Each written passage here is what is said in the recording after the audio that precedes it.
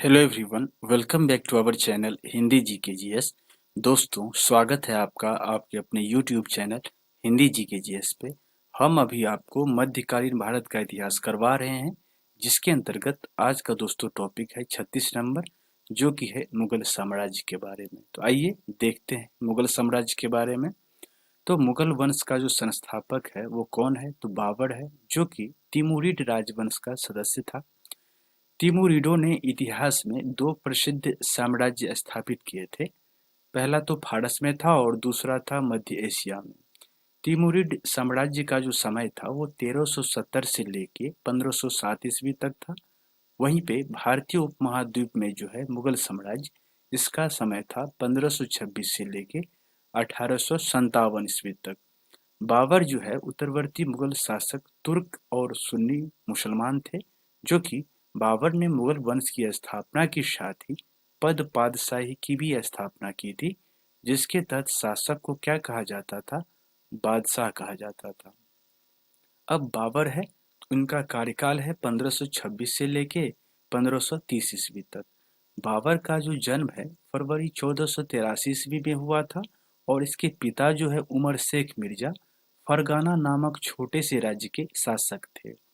बाबर जो है फरगाना की गद्दी पर 8 जून 1494 ईस्वी में बैठा था। उसके बाद बाबर ने 1507 ईस्वी में बादशाह की उपाधि धारण किया था, जिसे अब तक किसी तैमूर शासक ने धारण नहीं किया था। बाबर के 4 पुत्र थे, हुमायूं, कामरान, अस्करी और हिंदाल। बाबर ने भारत पर कुल 5 बार आक्रमण किया था, और बाबर का भारत के विरुद्ध किया गया प्रथम जो अभियान था 1519 ईस्वी में यूसुफ जाई जाति के विरुद्ध था। इस अभियान में बाबर ने बाजौर और भेरा को अपने अधिकार में कर लिया था। उसके बाद पानीपत के प्रथम युद्ध में बाबर ने पहली बार तुगलमा युद्ध नीति एवं तोपखाने का प्रयोग किया था। तो पहली बार जो है बाबर ने किस युद्ध नीति के तहत? तो तुगलमा युद्ध नीति के तहत तोपखाने का प्रयोग किया था। उस्ताद अली और मुस्तफा जो है बाबर के 2 प्रसिद्ध निशानेबाज थे, जिसने पानीपत के प्रथम युद्ध में भाग लिया था। अब बाबर द्वारा देख लेते हैं युद्ध जो लड़े गए थे। पहला है पानीपत का प्रथम युद्ध, दूसरा है खानवा का युद्ध, तीसरा है चंदेरी का युद्ध और चौथा है घाघरा का युद्ध। तो इस युद्ध से संबंधित हम आपको एक ट्रिक दे रहे हैं, जो कि आसानी से आपको याद हो जाएगा।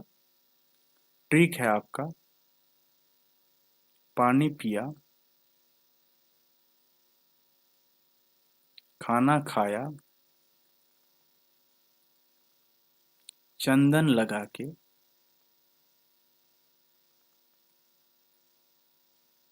मर गया। चंदन लगा के घाघरा पहन के मर गया।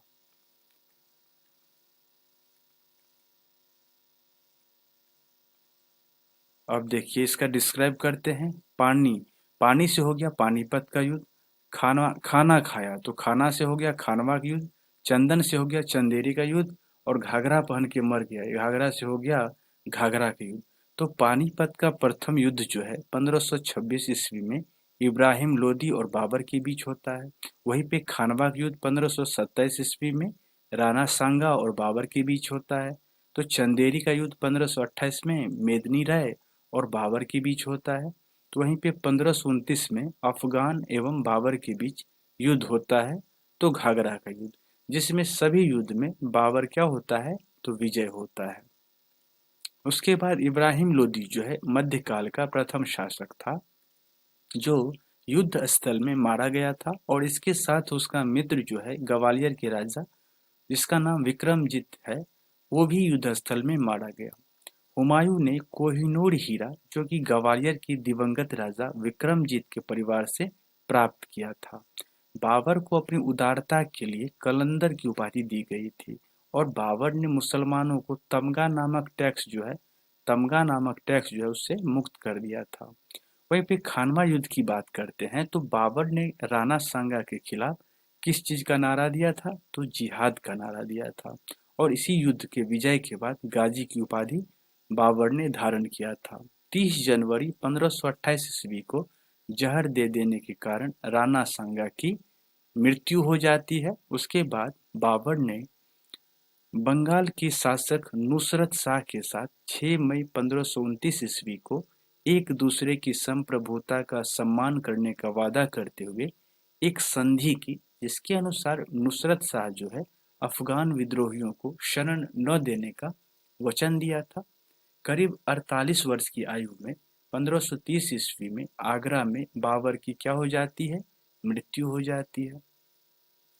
बाबर के जो शव को है आगरा के आराम बाग में दफना गया था पहले, लेकिन बाद में काबुल में उसके द्वारा चुने गए स्थान पर दफनाया गया। बाबर की जो मातृभाषा है वो तुर्की थी, लेकिन वह अरबी एवं फारसी का भी अच्छा ज्ञाता था। बाबर ने अपनी आत्मकथा यानी कि बाबर की जो आत्मकथा है वो है बाबरनामा, जो कि तुर्की भाषा में लिखा गया है और जिसका अनुवाद बाद में फारसी भाषा में भी अब्दुल रहीम खान खाना ने किया था। यानी कि बाबरनामा की जो रचना है वो फारसी भाषा में अब्दुल रहीम खान खाना ने किया था। अपनी आत्मकथा में बाबर ने औपचारिक बागों की योजनाओं और उनके बनाने में अपनी रुचि का वर्णन करता है और अक्सर ये देखा गया है ये बाग जो है दीवार से घिरे होते थे, जो कि कृत्रिम नहरों द्वारा चारों भागों में विभाजित आयताकार अहाते में स्थित होता था, जबकि 4 समान हिस्सों में बटे होने के कारण ये 4 बाग भी कहलाते थे। और 4 बाग बनाने की जो परंपरा की शुरुआत है वो अकबर के द्वारा यानी कि अकबर के समय से ही शुरुआत हुआ। बाबर को मुबय्यान नामक जो है पद्यशाली का भी जन्मदाता माना जाता है। वहीं पे हम बाबर की प्रसिद्ध नक्शबंदी सूफी ख्वाजा उबैदुल्ला अहरार का अनुयायी था और बाबर का जो उत्तराधिकारी हुआ वो कौन हुआ, तो हुमायूं हुआ। उसके बाद हुमायूं देखते हैं तो हुमायूं का जो कार्यकाल है वो है 1530 से लेके 1556 ईस्वी तक। नसीरुद्दीन हुमायूं 29 दिसंबर 1530 ईस्वी को आगरा के गद्दी पे 23 वर्ष की अवस्था में बैठता है और गद्दी पर बैठने से पहले जो है हुमायूं बदखास का सूबेदार था। अपने पिता के निर्देश के अनुसार हुमायूं जो है अपने राज्य का बंटवारा अपने भाइयों में कर देता है। इसने कामरान को काबुल और कंधार देता है, तो वहीं पे मिर्जा अस्करी को संभल, तो मिर्जा हिंदाल को अलवर व मेवाड़ की जागीरें देता है। अपने चचेरे भाई सुलेमान मिर्जा को हुमायूं ने बदखास प्रदेश दे दिया, जहां पे वो पहले सूबेदार था। 1533 ईस्वी में हुमायूं ने दीन पनाह नामक एक नए नगर की स्थापना किया था।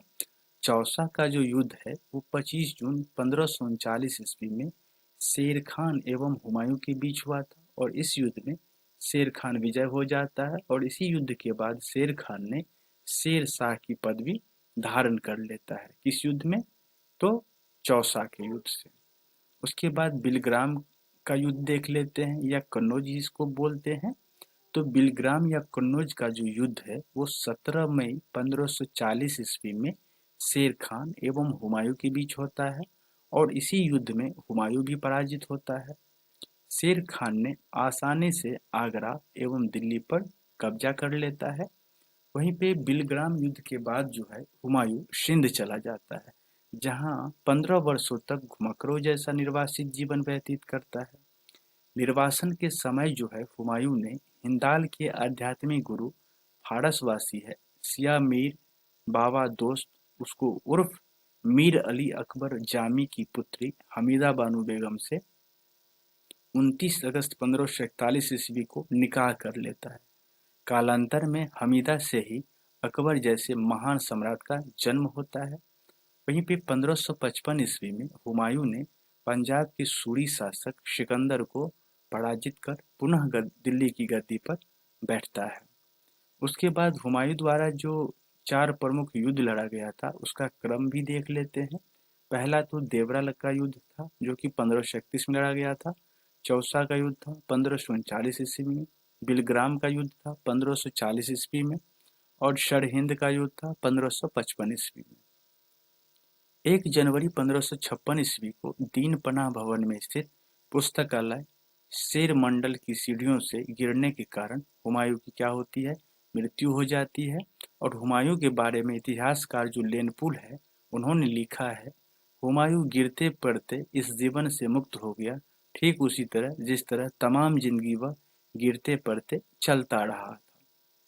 हुमायूं नामा की जो रचना है गुलबदन बेगम ने किया था। हुमायूं ज्योतिष में विश्वास रखता था, इसीलिए उन्होंने सप्ताह के 7 दिन जो है 7 रंग के कपड़े पहनने के नियम भी बनाए थे। उसके बाद शेरशाह के बारे में देखते हैं, तो शेरशाह का जो कार्यकाल है 1540 से लेके 1545 ईस्वी तक। सुर साम्राज्य का संस्थापक अफगान वंशीय शेरशाह सूरी था। Doctor KR. कानूनगो के अनुसार हरियाणा प्रांत के नारनौल, जो कि महेंद्रगढ़ है, इस स्थान पर इब्राहिम के पुत्र हसन के घर जो है 1486 ईस्वी में शेरशाह का जन्म होता है।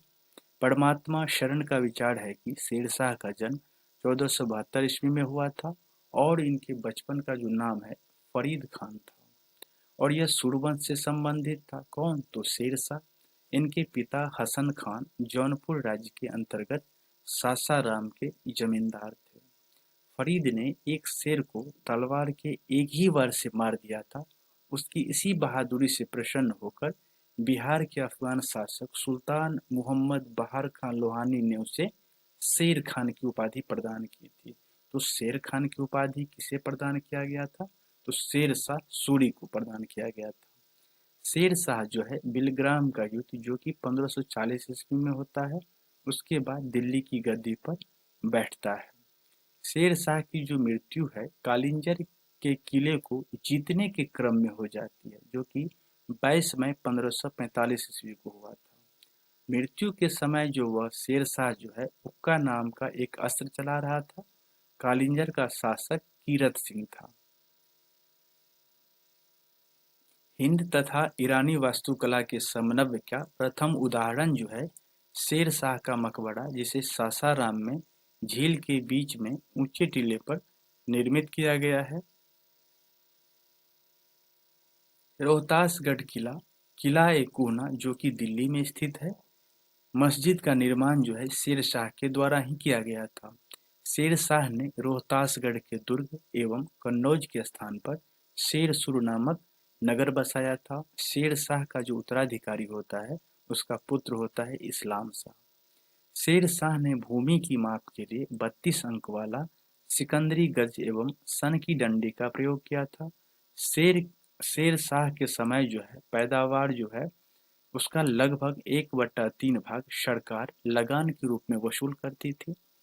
शेरशाह ने सोने के सिक्के, जिसको अशरफ कहते हैं, चांदी का रुपया जो कि 178 ग्रेन का होता था तथा तांबे का दाम 380 ग्रेन का होता था, इसी नाम से सिक्के चलाए थे।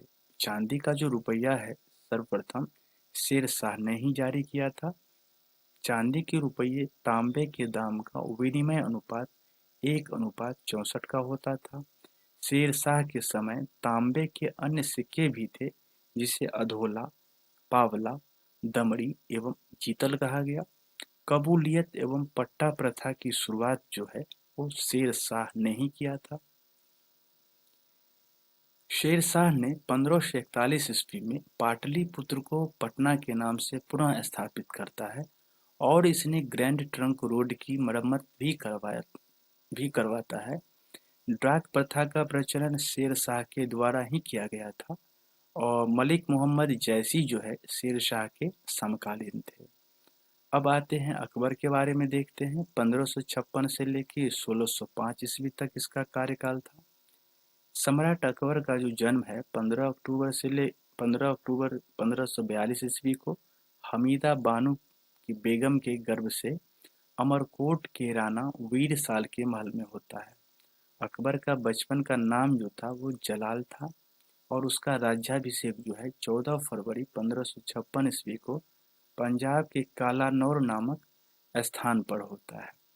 अकबर के समकालीन शासक को भी देखते हैं, जो कि रानी एलिजाबेथ 1558 से लेके 1603 ईस्वी तक इंग्लैंड की थी रानी एलिजाबेथ। उसके बाद शाह अब्बास है 1588 से लेके 1629 ईस्वी तक, यह ईरान का था। जार इवान फोर्थ बेसिलिएविच, जिसका कार्यकाल 1530 से लेके 1584 ईस्वी तक है, ये रूस का था। जार इवान चतुर्थ बेसिलिएविच इवान दी टेरिबल नाम से कुख्यात था या विख्यात था, कह सकते हैं आप। अकबर का जो शिक्षक है अब्दुल लतीफ ईरानी विद्वान था, और वह जलालुद्दीन मुहम्मद अकबर बादशाह गाजी की उपाधि से राज सिंहासन पर बैठता है। कौन? तो अकबर जो है आपको जलालुद्दीन मुहम्मद अकबर बादशाही गाजी के नाम से बैठता है। बैरम खान शिया मतावलंबी था, जो कि 1556 से लेके 1560 ईस्वी तक अकबर का संरक्षक रहा था। वह बदखास का निवासी था और उसे प्यार से खानी बाबा कहा जाता था। उसके बाद देखते हैं पानीपत की दूसरी लड़ाई, जो कि 5 नवंबर 1556 ईस्वी में अकबर और हेमू के बीच हुआ था। और इस युद्ध में अकबर की क्या होती है? तो विजय हो जाती है। 31 जनवरी 1561 ईस्वी को मक्का की तीर्थ यात्रा के दौरान पाटन नामक स्थान पर मुबारक खान नामक युवक ने बैरम खान की हत्या कर दी। और मई 1562 ईस्वी में अकबर क्या करता है? तो हरम दल से अपने को पूर्णतः आजाद कर देता है। वहीं हल्दी घाटी की युद्ध की बात जब करेंगे तो 18 जून 1576 ईस्वी को मेवाड़ के शासक महाराणा प्रताप एवं अकबर के बीच होता है। इस युद्ध में यानी कि हल्दी घाटी की युद्ध में अकबर विजय हो जाता है। हल्दी घाटी के युद्ध में मुगल सेना का जो नेतृत्व करता है वो मान सिंह करता है और आसफ खान करता है। अकबर का जो सेनापति है उनका नाम मान सिंह था। हल्दी घाटी युद्ध के समय कुंभलगढ़ जो है राणा प्रताप की राजधानी थी, और राणा प्रताप की ओर से इस युद्ध में हकीम खान शुर के नेतृत्व में एक अफगान फौजी टुकड़ी एवं भीलों की एक छोटी सी सेना ने भाग लिया था। उसके बाद महाराणा प्रताप की मृत्यु जो है 19 जनवरी 1597 ईस्वी में एक सख्त धनुष की प्रत्यंचा चढ़ाते समय अंदरूनी चोट लग जाने के कारण हो जाती है। हल्दी घाटी के युद्ध के बाद राणा प्रताप ने डूंगरपुर के निकट चावड़ में नई राजधानी बनाता है। महाराणा प्रताप के घोड़े का नाम चेतक और हाथी का नाम राम प्रसाद था। दीन ए इलाही धर्म जो है इसका प्रधान पुरोहित कौन था? तो अकबर था। दीन ए इलाही धर्म स्वीकार करने वाला प्रथम एवं अंतिम हिंदू शासक राजा बीरबल था। महेश दास नामक ब्राह्मण को राजा बीरबल की पदवी दी गई थी, यानी कि महेश दास जो है इसका नाम था, किसका नाम? तो बीरबल का, जो हमेशा अकबर के साथ ही रहता था। अकबर जो है जैन धर्म के जैनाचार्य हरविजय सूरी को जगत गुरु की उपाधि प्रदान किया था। उसके बाद अकबर ने शाही दरबार में एक अनुष्ठान के रूप में सूर्योपासना शुरू करवाई थी। राजस्व प्राप्ति की जब्ती प्रणाली अकबर के शासन काल में ही प्रचलित थी। अकबर की दीवान राजा टोडरमल खत्री जाति से था, जो कि 1580 ईस्वी में 10 साल बंदोबस्त व्यवस्था लागू करता है। गुजरात विजय के दौरान अकबर सर्वप्रथम पुर्तगालियों से मिलता है और यहीं उसने सर्वप्रथम समुद्र को देखा था। गुजरात अभियान की बात करते हैं तो इतिहासकार स्मिथ ने संसार के इतिहास का सर्वाधिक द्रुतगामी आक्रमण कहा है। अकबर के दरबार के प्रसिद्ध चित्रकार अब्दुस समद था। अकबर के दरबार का प्रसिद्ध संगीतकार तानसेन था। अकबर द्वारा जीते गए प्रदेश को देख लेते हैं। मालवा प्रदेश बाज बहादुर शासक था, जो कि 1561 ईस्वी में मुगल सेनापति आदम खान और पीर मोहम्मद थे। वहीं पे चुनार प्रदेश जो है उस समय शासक अफगानों का शासन था 1562 ईस्वी में, और मुगल सेनापति अब्दुल खान था। आमेर जो है वहाँ का शासक भारमल था 1562 ईस्वी में, स्वेच्छा से अधीनता स्वीकार दी है। मेरता वहाँ का शासक जयमल था 1562 ईस्वी में। शरफुद्दीन जो है मुगल सेनापति था। गोंडवाना वीर नारायण एवं दुर्गावती शासक था 1564 ईस्वी में। आसफ खान जो है मुगल सेनापति था। मेवाड़ की बात करते हैं तो उदय सिंह एवं राणा प्रताप 1568 ईस्वी में स्वयं अकबर था और 1576 ईस्वी में मेवाड़ से ही मान सिंह एवं आसफ खान जो है मुगल सेनापति था। रणथंभौर यानी कि सूरज नहाड़ा जो है शासक था 1569 ईस्वी में। भगवान दास एवं अकबर जो है मुगल सेनापति थे।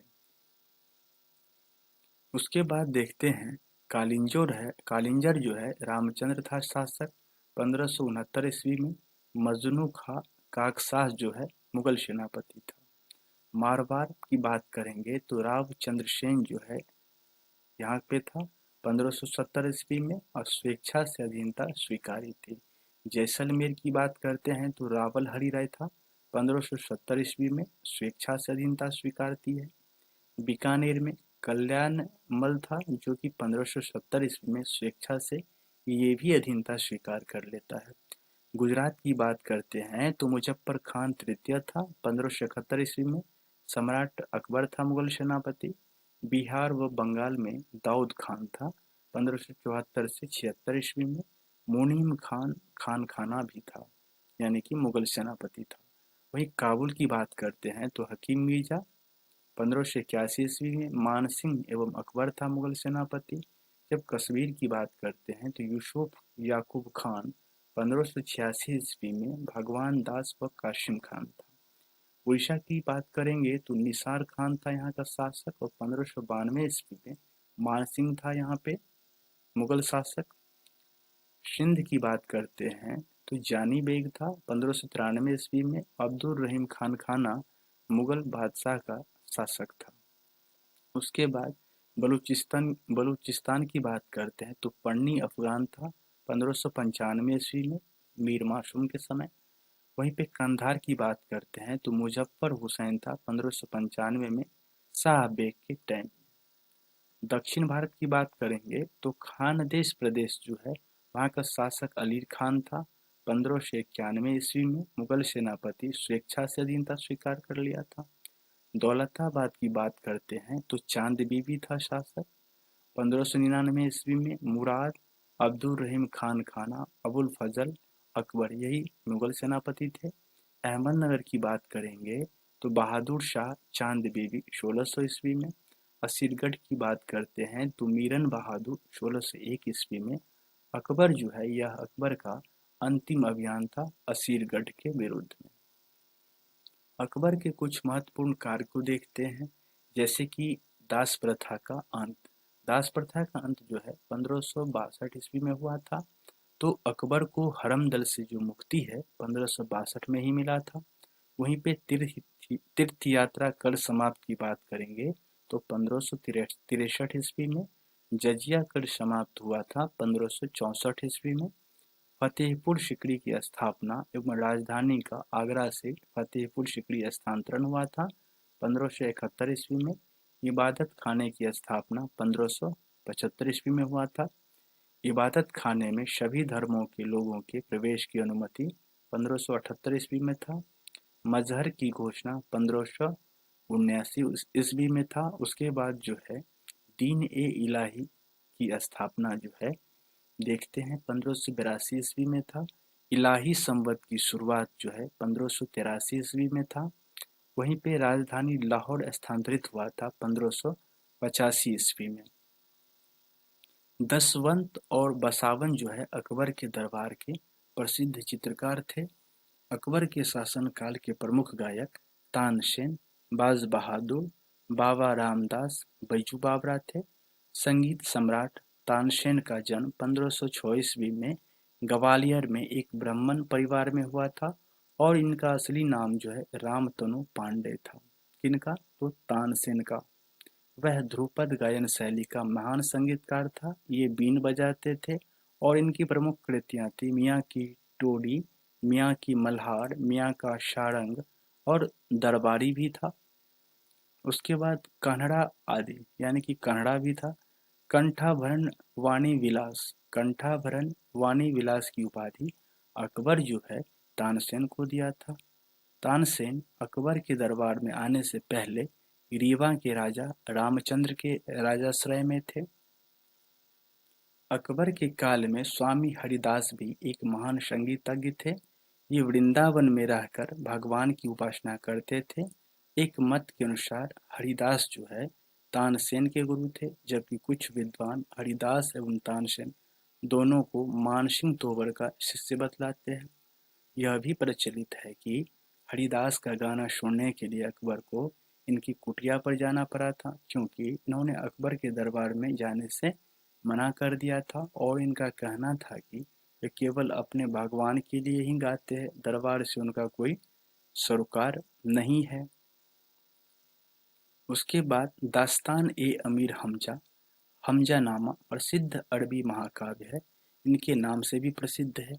यह मुगल चित्रशाला की सबसे पहली अत्यंत महत्वपूर्ण कृति मानी जाती है। इसमें हजरत मोहम्मद साहब के चाचा अमीर हमजा के वीरतापूर्ण कारनामों का चित्रित संग्रह है और इस पांडुलिपि का जो चित्रण है मीर सैयद अली पर्यवेक्षक और अब्दुल समद के नेतृत्व में ग्वालियर, गुजरात, लाहौर, कश्मीर तथा मालवा आदि से बुलाए गए लगभग 100 चित्रकारों के एक समूह ने किया था।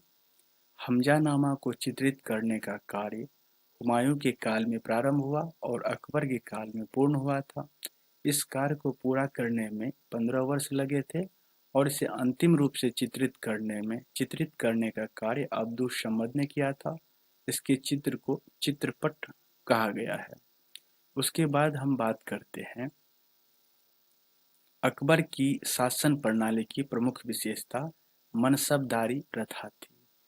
अकबर की शासन प्रणाली की प्रमुख विशेषता मनसबदारी प्रथा थी। अकबर के समकालीन प्रसिद्ध सूफी संत शेख सलीम चिश्ती थे, जबकि अकबर की मृत्यु 16 अक्टूबर 1605 ईस्वी को हो जाती है और इसे आगरा के निकट सिकंदरा में दफनाया जाता है। स्थापत्य कला के क्षेत्र में अकबर की महत्वपूर्ण कृतियां हैं दिल्ली में हुमायूं का मकबरा, आगरा का लाल किला, फतेहपुर सिकरी में शाही महल, दीवाने खास, पंचमहल, बुलंद दरवाजा, जोधाबाई का महल, इबादत खाना, इलाहाबाद का किला और लाहौर का किला। अकबर के दरबार को सुशोभित करने वाले 9 रत्न थे। 9 रत्न कौन थे वो देख लेते हैं। पहला था आपका अबुल फजल 1551 से लेके 1602 ईस्वी तक। फैजी था 1547 से लेके 1595 ईस्वी तक। वहीं पे तानसेन था। फिर बीरबल था 1528 से लेके 1583 ईस्वी तक था। टोडरमल था। राजा मान सिंह था। अब्दुल रहीम खान ए खाना था। फकीर अजीजुद्दीन, मुल्ला दो प्याजा, यानी कुल 9 थे। अबुल फजल का बड़ा भाई फैजी अकबर के दरबार में राजकवि के पद पर आसीन था और इसने भास्कराचार्य की पुस्तक लीलावती का फारसी में अनुवाद किया था। इसे फारसी काव्य का मास्टर माना जाता था। अबुल फजल ने अकबरनामा ग्रंथ की रचना की थी एवं दीन इलाही धर्म का मुख्य पुरोहित था। अकबर ने भगवान दास, जो कि आमेर के राजा भारमल के पुत्र को अमीर उल उमरा की उपाधि प्रदान किया था। उसके बाद यूसुफ जाइयों के विरुद्ध विद्रोह को दबाने के दौरान बीरबल की हत्या हो गई। 1602 ईस्वी में सलीम, जिसका उपनाम जहांगीर भी है, इन्हीं के निर्देश पर दक्षिण से आगरा की ओर आ रहे अबुल फजल को रास्ते में वीर सिंह बुंदेला नामक सरदार ने हत्या कर दी। मुगल सम्राट अकबर ने अनुवाद विभाग की स्थापना की और नकीब खान, अब्दुल कादिर बदायूनी तथा शेख सुल्तान ने रामायण एवं महाभारत का फारसी अनुवाद किया और महाभारत का नाम जो है रजमनामा रखा, यानी कि युद्धों की पुस्तक। उसके बाद देखते हैं पंचतंत्र का जो है फारसी भाषा में अनुवाद अबुल फजल ने अनवर ए सादात नाम से तथा मौलाना हुसैन फैज ने यार ए दानिश के नाम से किया था। हाजी इब्राहिम सरहदी ने अथर्ववेद का, मुल्ला शाह मोहम्मद ने राज तरंगिनी का, अब्दुल रहीम खानखाना ने तुजुकी ए बाबरी का तथा फैजी ने लीलावती का फारसी में अनुवाद किया था। फैजी के अकॉर्डिंग नल दमयंती यानी सूरदास द्वारा रचित कथा का फारसी में अनुवाद कर उसका नाम सहेली रखा था। भगवत पुराण का अनुवाद फारसी भाषा में टोडरमल ने किया था। अब्दुल कादिर बदायूनी ने सिंहासन बत्तीसी का अनुवाद फारसी भाषा में किया था। ज्योतिष के प्रसिद्ध ग्रंथ तजक एवं तुजुक का फारसी में अनुवाद जहान ए जफर नाम से मोहम्मद खान गुजराती ने किया था। पंचतंत्र का जो है अरबी भाषा में अनुवाद कलीला व दिमन्ना कहलाता है। निजामुद्दीन पानीपत ने रामायण के परिशिष्ट के रूप में योग वशिष्ठ यानी कि वेदांतिक दर्शन पर एक ग्रंथ इसका फारसी में अनुवाद किया था। अकबर के काल को हिंदी साहित्य का स्वर्णकाल कहा जाता है। तो हिंदी साहित्य का स्वर्णकाल किसे कहा जाता है? तो अकबर के काल को। अकबर ने बीरबल को कवि प्रिय, नरहरि को महापात्र की उपाधि प्रदान किया था। बुलंद दरवाजा का निर्माण जो है अकबर ने गुजरात विजय के उपलक्ष्य में करवाया था। 4 बाग बनाने की परंपरा अकबर के ही समय में शुरू किया गया था। अकबर ने सीरी कलम की उपाधि अब्दुल समद को और जड़ी कलम की उपाधि मोहम्मद हुसैन कश्मीरी को दिया था। मुगलों की राजकीय भाषा क्या थी? तो फारसी थी। अकबर नक्कारा यानी कि नगारा नामक वाद्य यंत्र बजाता था। मुगल मुद्रा व्यवस्था की सुव्यवस्थित रूप प्रदान करने का श्रेय अकबर को ही प्राप्त है। उसके एक सिक्के पर कलमे की जगह अल्लाह उ अकबर जल्ले जलालुहु तथा दूसरी ओर टकसाल का नाम अंकित था। उसकी चांदी के एक अन्य सिक्के के एक भाग पर धनुर्धारी राम और राम के पीछे सीता की प्रतिमाएं अंकित है और ऊपर जो है रामसीम शब्द अंकित है। अकबर ने असीरगढ़ के विजय की स्मृति में अपने सिक्कों पर बाज की आकृति अंकित करवाई थी। उसके बाद जहांगीर का देखते हैं। इनका जो कार्यकाल है 1605 से लेकर 1627 ईस्वी तक। अकबर का जो उत्तराधिकारी सलीम हुआ, जो 24 अक्टूबर 1605 ईस्वी को नूरुद्दीन मुहम्मद जहांगीर बादशाही गाजी की उपाधि धारण करता है और गद्दी पर बैठता है। जहांगीर का जो जन्म है 30 अगस्त 1569 ईस्वी में हुआ था। अकबर ने अपने पुत्र का नाम सलीम सूफी संत शेख सलीम चिश्ती के नाम पर रखता है। जहांगीर को न्याय की जंजीर के लिए याद किया जाता है और यह जंजीर सोने की बनी थी, जो आगरा के किले के शाह बुर्ज एवं यमुना तट पर स्थित पत्थर के खंभे में लगवाई हुई थे। तो वहीं पे जहांगीर द्वारा शुरू की गई तुजुक-ए-जहांगीरी नामक आत्मकथा को पूरा करने का श्रेय मोतबिंद खान को जाता है। उसके बाद देखते हैं जहांगीर के सबसे बड़े पुत्र जो है खुसरो ने 1606 ईस्वी में अपने पिता के विरुद्ध विद्रोह कर दिया और खुसरो और जहांगीर की सेना के बीच युद्ध जालंधर के निकट होता है। भैरावाल नामक मैदान में खुसरो को पकड़कर कैद में डाल दिया जाता है। खुसरो की सहायता देने के कारण जहांगीर ने सिखों के 5वें गुरु अर्जुन देव को फांसी दिलवा देता है।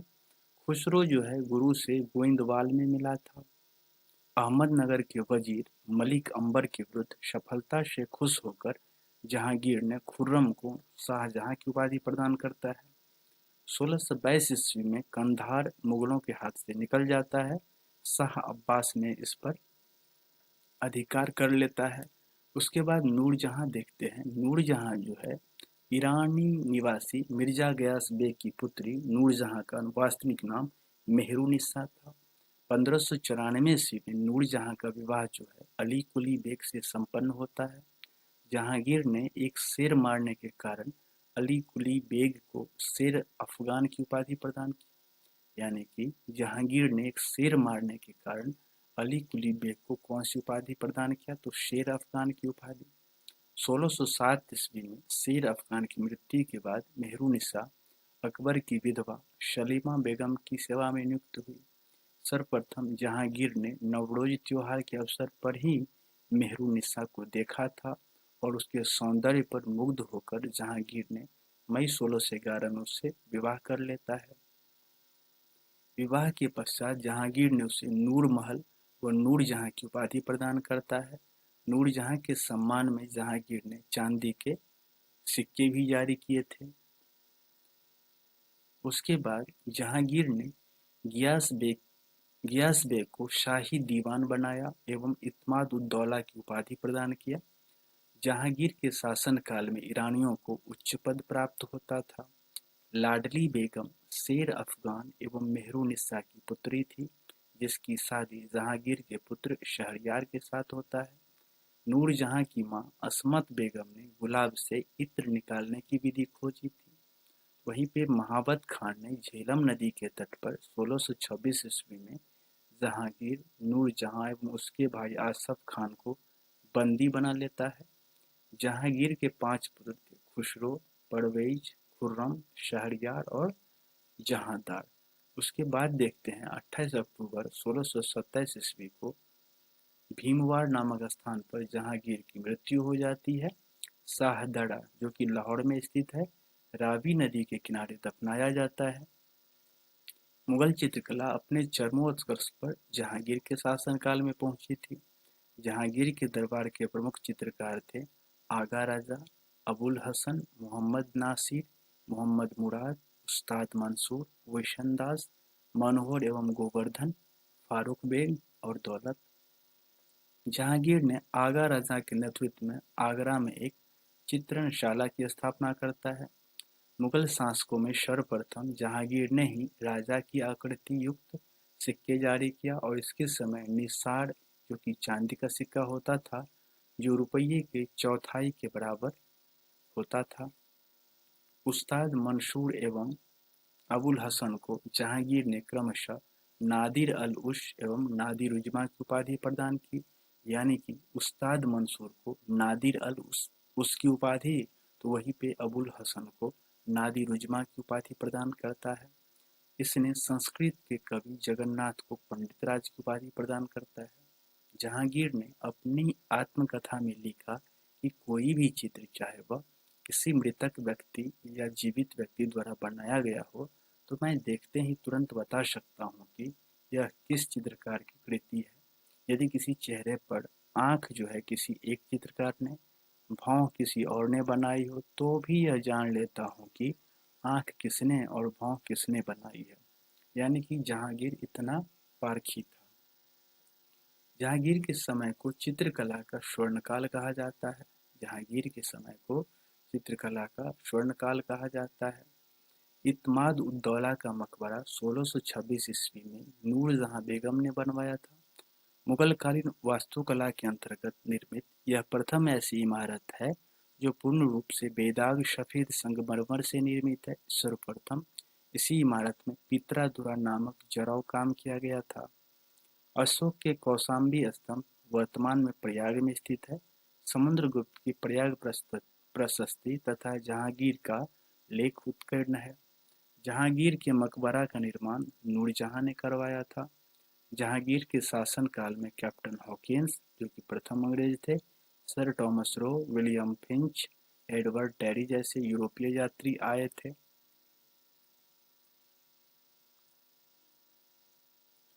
भारत में तंबाकू की खेती सर्वप्रथम जहांगीर के शासनकाल में प्रारंभ हुई थी।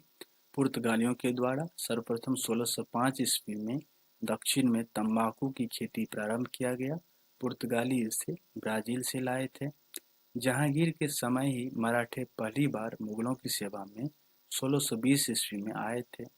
उसके बाद शाहजहां देखते हैं, यानी शाहजहां का कार्यकाल 1627 से लेके 1657 ईस्वी तक है। जहांगीर के बाद सिंहासन पर शाहजहां बैठता है। जोधपुर के शासक मोटा राजा उदय सिंह की पुत्री जगत गोसाई के गर्भ से 5 जनवरी 1592 ईस्वी को खुर्रम यानी कि शाहजहां का जन्म होता है, जो कि लाहौर में स्थित है। 1612 ईस्वी में खुर्रम का विवाह आसफ खान की पुत्री अर्जुमंद बानो बेगम से होती है, जिसे शाहजहां ने मलिका ए ज़मानी की उपाधि प्रदान करता है। 7 जून 1631 ईस्वी में प्रसव पीड़ा के कारण उसकी मृत्यु भी हो जाती है। 4 फरवरी 1628 की बात जब हम करते हैं तो शाहजहां आगरा में अबुल मुजफ्फर शहाबुद्दीन मोहम्मद साहिब किरण ए सानी की उपाधि प्राप्त कर सिंहासन पर बैठता है। यानी कि शाहजहां का जो उपाधि है वो आगरा में बैठने के वक्त अबुल मुजफ्फर शहाबुद्दीन मोहम्मद साहिब किरण ए सानी की उपाधि, यानी इतना बड़ा नाम की उपाधि से वो बैठता है आगरा में। शाहजहां ने आसफ खान को वजीर का पद देता है और महावत खान को खान खाना की उपाधि प्रदान करता है। नूरजहां को 2 लाख रुपए प्रति वर्ष की पेंशन देकर लाहौर जाने दिया, जहां 1645 ईस्वी में उनकी मृत्यु हो जाती है।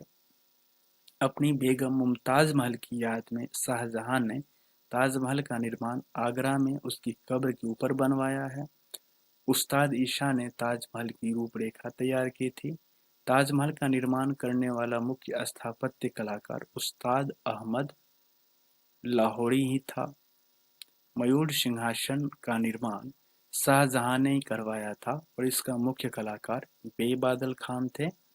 बादशाह के सिंहासन के पीछे पित्रा दूड़ा के जड़ाऊ काम की एक श्रृंखला बनाई गई थी, जिससे पौराणिक यूनानी देवता आर्फियस को वीणा बजाते हुए चित्रित किया गया है। पित्रा दूड़ा जब संगमरमर या बलुआ पत्थर में नक्काशी किए गए खुदाई में रखे गए रंगीन सख्त पत्थर सुंदर अलंकृत पैटर्न बनाते हैं तो उसे ही पित्रा दूड़ा कहा जाता है। शाहजहां के शासन काल को स्थापत्य कला का स्वर्ण युग माना जाता है। शाहजहां द्वारा बनवाई गई प्रमुख इमारतें हैं दिल्ली का लाल किला, दीवाने आम, दीवाने खास, दिल्ली का जामा मस्जिद, आगरा का मोती मस्जिद, ताजमहल एवं लाहौर किला स्थित शीश महल, और भी सारे कई है, लेकिन इतने जो है बहुत ही महत्वपूर्ण है। हुमायूं के मकबरा को ताजमहल का पूर्ववर्ती माना जाता है। शाहजहां ने 1632 ईस्वी में अहमदनगर को मुगल साम्राज्य में मिला लिया। शाहजहां ने 1638 ईस्वी में अपनी राजधानी को क्या किया तो आगरा से दिल्ली लाने के लिए यमुना नदी के दाहिने तट पर शाहजहानाबाद की नींव डाली। आगरे की जामा मस्जिद का निर्माण शाहजहां की पुत्री जहां आरा ने करवाई थी।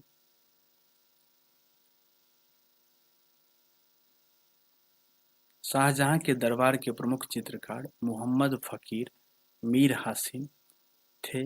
प्रमुख संस्कृति कवि वंशीधर मिश्र एवं हरिनारायण मिश्र थे। शाहजहां ने संगीतज्ञ लाल खान को गुणसमंदर की उपाधि, वही संगीतज्ञ जगन्नाथ जो हिंदी का कवि भी था उसको महाकविराय की उपाधि से सम्मानित किया। शाहजहां के पुत्रों में दारा सिकोह सर्वाधिक विद्वान था और इसने भगवत गीता, योग वशिष्ठ उपनिषद एवं रामायण का अनुवाद फारसी में करवाया था। इसने सर ए अकबर यानी कि महान रहस्य नाम से उपनिषदों का अनुवाद करवाया था।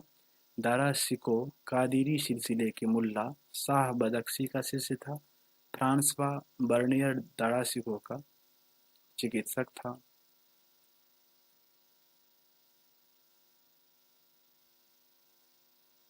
शाहजहां की पुत्री जहां आरा ने शेख मुइनुद्दीन चिश्ती की जीवनी मुनीस अल अरवाह नाम से लिखा और जहां आरा मुल्ला शाह बदख्शी की शिष्या थी। इसने भी कादिरी सूफी सिलसिले में दीक्षा ली थी। शाहजहां ने दिल्ली में एक कॉलेज का निर्माण करवाया था एवं दारुल बका नामक कॉलेज की मरम्मत भी करवाई थी। सितंबर 1657 ईस्वी में शाहजहां के गंभीर रूप से बीमार पड़ने और मृत्यु का अफवाह फैलने के कारण उसके पुत्रों के बीच उत्तराधिकार का युद्ध प्रारंभ हो जाता है और उस समय सूजा जो है बंगाल, मुराद, गुजरात एवं औरंगजेब दक्कन में था। 15 अप्रैल 1658 ईस्वी में दारा एवं औरंगजेब के बीच धर्मट का युद्ध होता है और इस युद्ध में क्या होता है, धारा नहीं है दारा है, उसकी पराजय हो जाती है। उसके बाद जो युद्ध है सामूगढ़ का युद्ध है जो कि 29 मई 1658 ईस्वी को होता है दारा एवं औरंगजेब के बीच। इस युद्ध में भी दारा की हार होती है। उत्तराधिकार का अंतिम युद्ध देवराय की घाटी में मार्च 1659 ईस्वी में होता है और इस युद्ध में दारा के पराजित होने पर उसे इस्लाम धर्म की अवहेलना करने के अपराध में 1659 ईस्वी को क्या होता है, तो हत्या कर दिया जाता है। दारा शिकोह ने अपना निर्वासित जीवन अलवर, जो कि राजस्थान में स्थित है, के कंकबाड़ी किला में बिताया था। इस किला का निर्माण जय सिंह द्वितीय ने किया था। शाह बुलंद इकबाल यानी कि किंग ऑफ लॉफ्टी फॉर्चून के रूप में दारा शिकोह को जाना जाता है। 8 जून 1658 ईस्वी को औरंगजेब ने शाहजहां को बंदी बना लिया और आगरा के किले में अपने कैदी जीवन के 8वें वर्ष अर्थात 22 जनवरी 1666 ईस्वी को 74 वर्ष की अवस्था में शाहजहां की मृत्यु हो गया।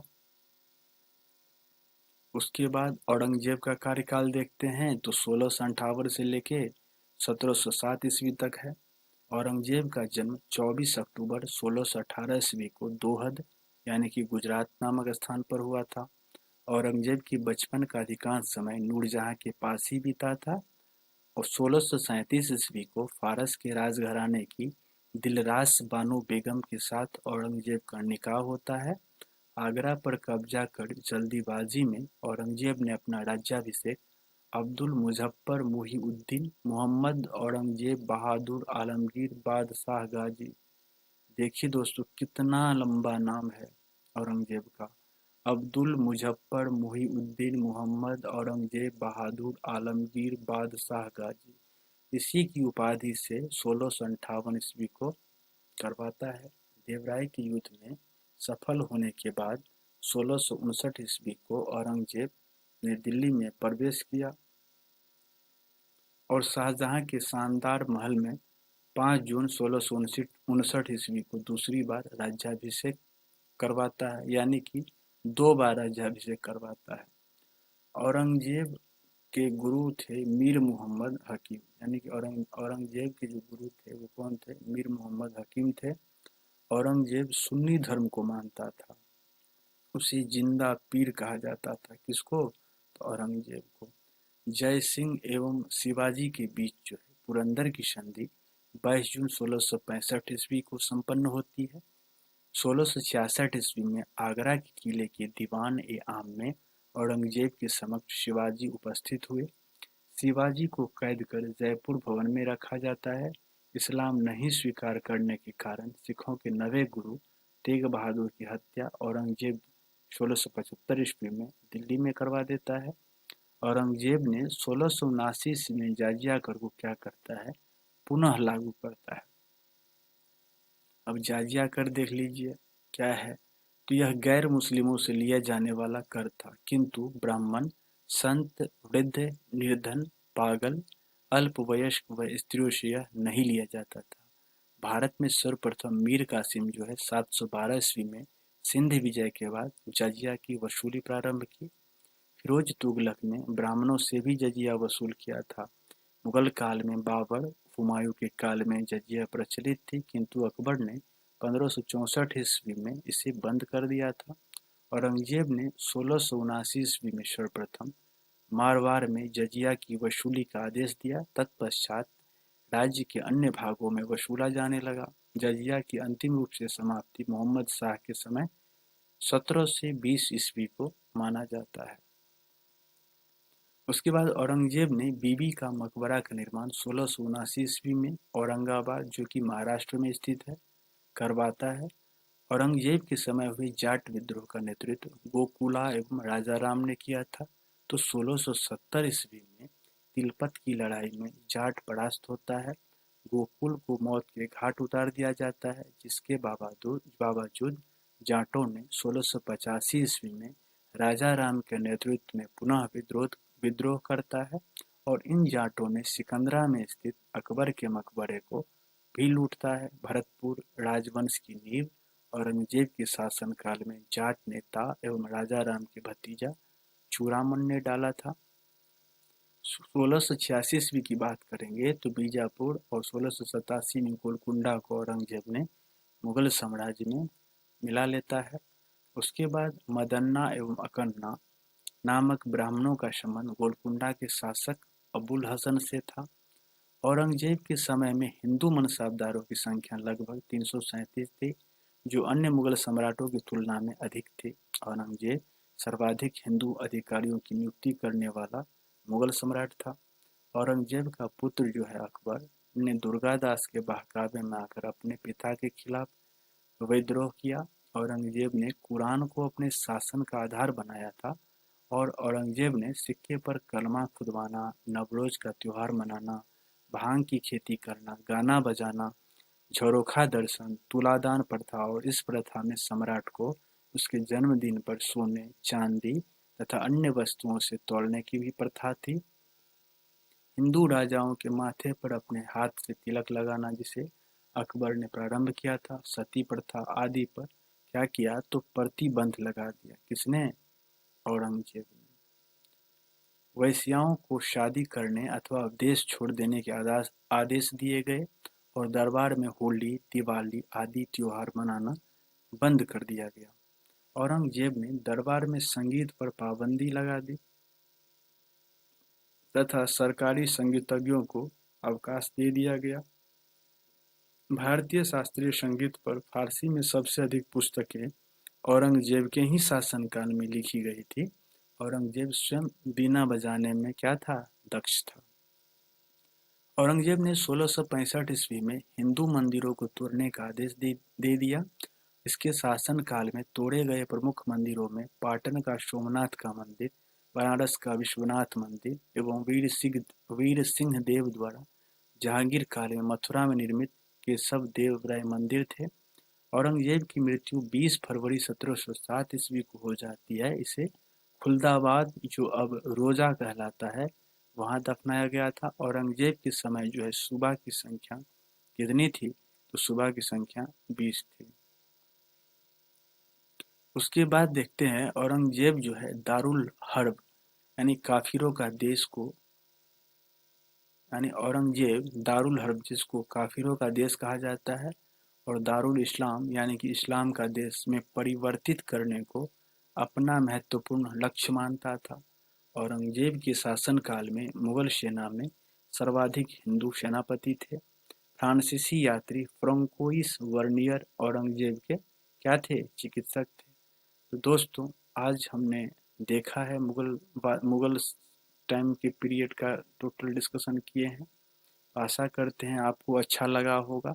तो मिलते हैं एक नए टॉपिक के साथ नए अंदाज में। तब तक के लिए दोस्तों धन्यवाद। जय हिंद, जय भारत।